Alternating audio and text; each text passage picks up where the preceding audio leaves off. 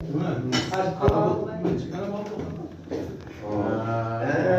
yerden dostlar bilan bo'ladi aka. Manamni ko'proq olaman aka. Rahmat aka, rahmat.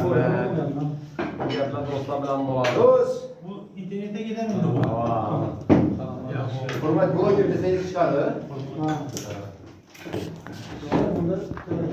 Şabay sen kısım tuttun.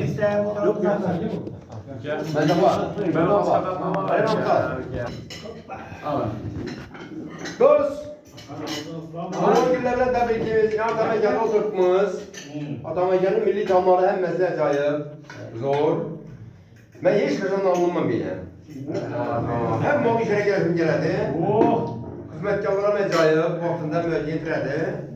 İşte zor. Şahit zulümü mukatı inan büyük balıklarına kalan acayip geliyor. Amin şuhlar bereseydi. Bu yukarı çıktı. Habersin. Zor. Acayip. Bekir'dan bir acayip insan. Biraz sonra. Bekir'dan. Atamecan da kendisiyle ne kurdu? Yani hemen mehbettar. Zor.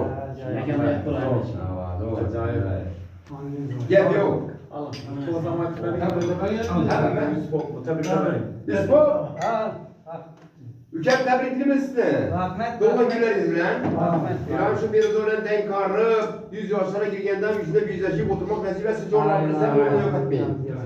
Ama hem muhtaplarınız yaşlı günlere toylanabilirsin. Artık çoluk, yoluk, görüp oturmak nasip etsin.